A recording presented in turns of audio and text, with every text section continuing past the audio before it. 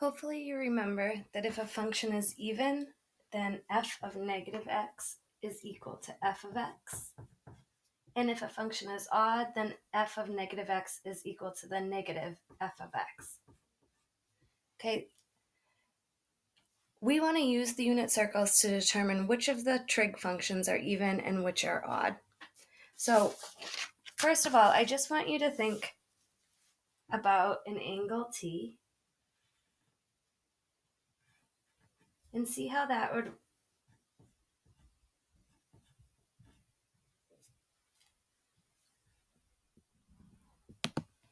correspond to the point xy. Okay, so we went t radians. But let's think if we went negative t radians.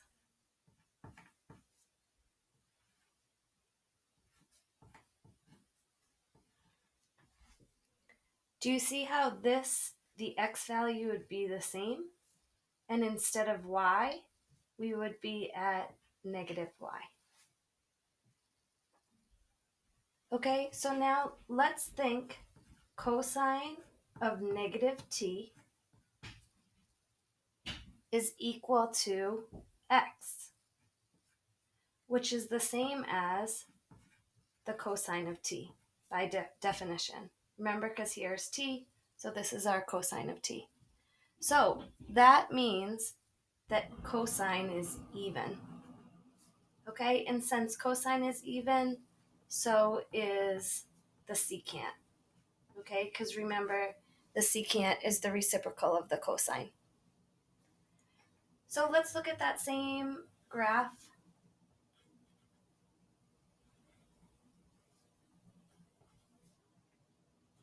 We have xy, we have x and negative y. Again, we have t and we have negative t. So let's think about the sign of negative t. Okay, hopefully you can see the sign of negative t would be negative y, but that's equal to negative the sign of t because y is equal to the sign of t. Okay, so sine is odd, and similarly so is the cosecant. Okay, because sine and cosecant are reciprocal functions. And finally, let's look at our same graph again.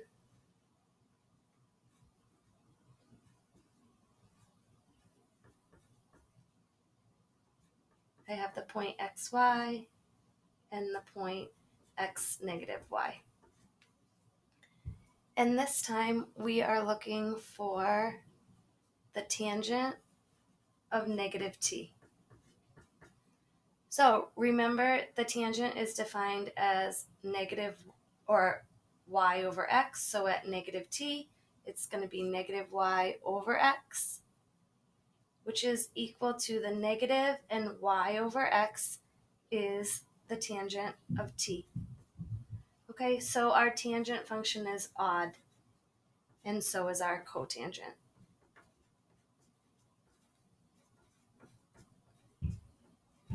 Oh, I'm going off the page a little bit. Sorry about that. So I'll give you a second to get those down. So why is this useful? We are going to want to rewrite trig expressions as an equivalent expression using a positive angle. So cosine, we found out it's even.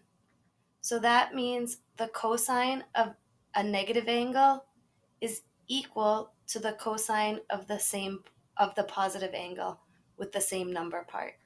Okay, so cosine of negative pi over 4 is going to be equal to cosine of pi over 4. Okay, this probably is one of those things you say, why would I bother? On the unit circle, I would just go in the negative direction. Okay, but it's going to be more useful to know these properties when we are using more symbolic expressions. Okay, our tangent.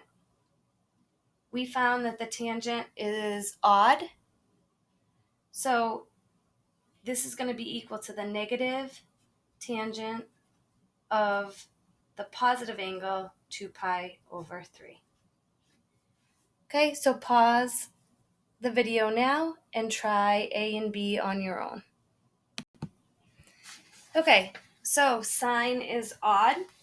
So to rewrite this with a positive angle, we would have negative sine of pi over 6.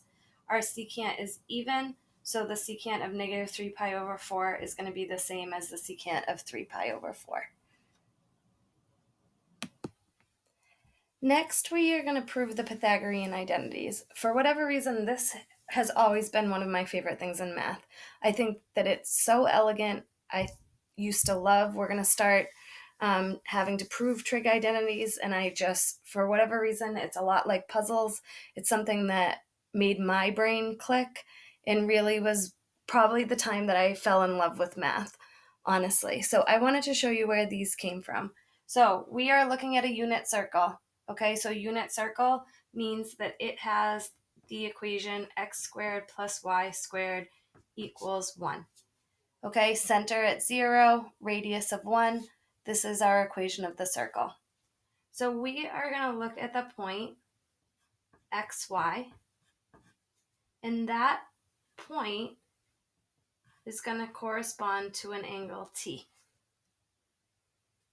But that means our xy is equal to the cosine of t and the sine of t, like we learned yesterday. Okay, the next thing, for x in my equation, I am going to substitute the cosine of t. And for y, I'm going to substitute the sine of t. Okay, one thing real quick. This should have a squared. That's one thing quick. You do not want to write this as cosine t squared. Okay, because the way we follow order of operations, this would be understood to be t squared, and then you take the cosine of it. That's very different from taking the cosine and then squaring. Okay, so the way that we write a cosine squared is that we actually put the exponent on the cosine and leave the argument the same. Similarly, we want to do the same for our sine. Okay, so this is new notation. You just need to become comfortable with it. If you're squaring a cosine value, you put the square on the cosine. Okay, if you're squaring a sine value, you put the square on the sine. Okay, so this is our Pythagorean identity. For whatever reason, it is usually written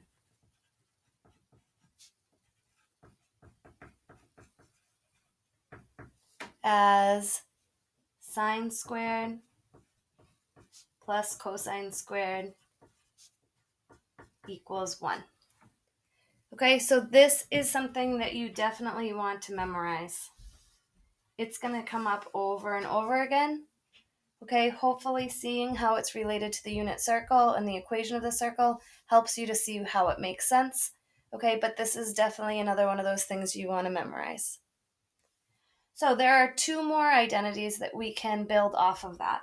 So I'm going to start with sine squared plus cosine squared equals 1. And I'm going to divide every term by the sine squared of t.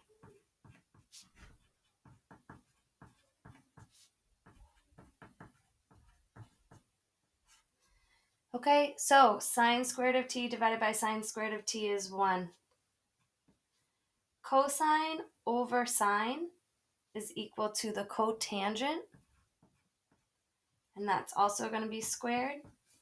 And 1 over the sine is equal to the cosecant squared of t. So this is another one of our Pythagorean identities. We're going to start again with sine squared of t plus cosine squared of t equals 1. This time, instead of dividing by sine squared, I'm going to divide by cosine squared.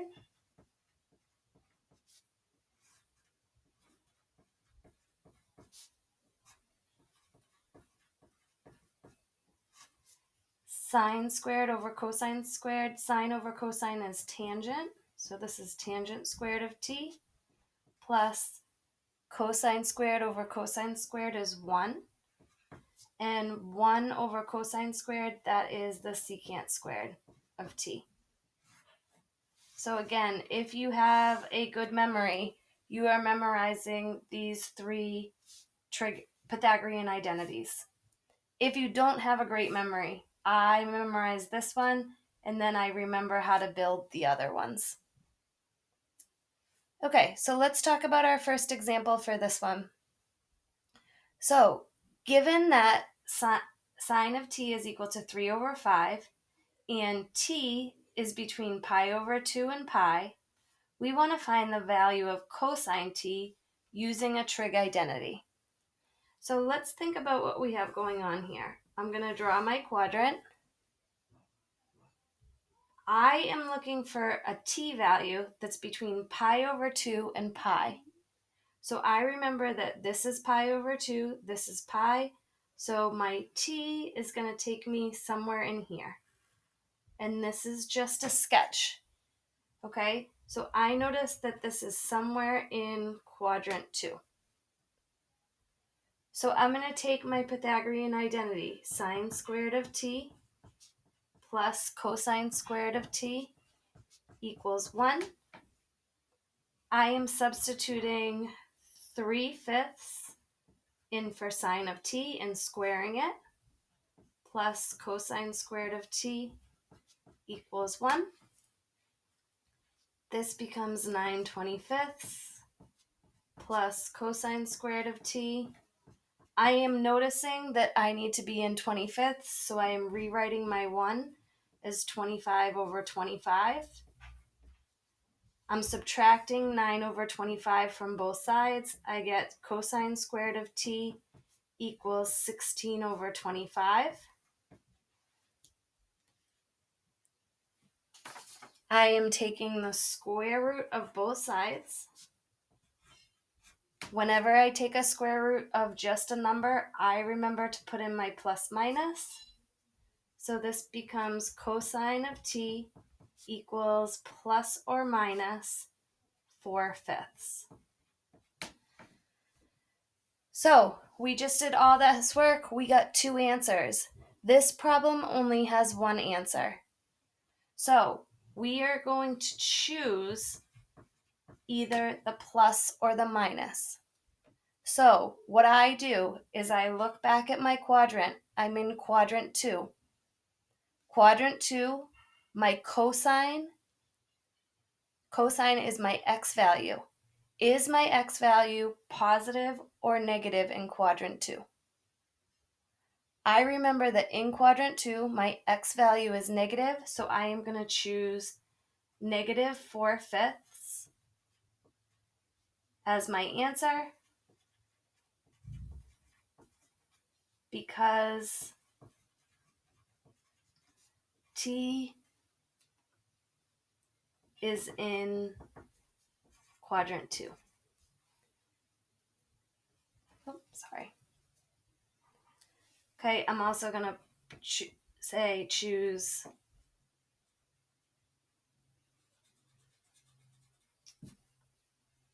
cosine t is equal to negative 4/5. Sorry about that little typo. Okay, so please follow the same method and try the you try problem. Okay, so I noticed that my t needs to be between 3 pi over 2 and 2 pi, which puts me in quadrant 4. I substituted in 3/5 for my cosine of t. And when I solved, I got that sine of t would be equal to plus or minus 4 over 5. I chose negative 4 over 5 since it's in quadrant 4. Okay, sine of t is our y value, and in quadrant 4, our y value is negative.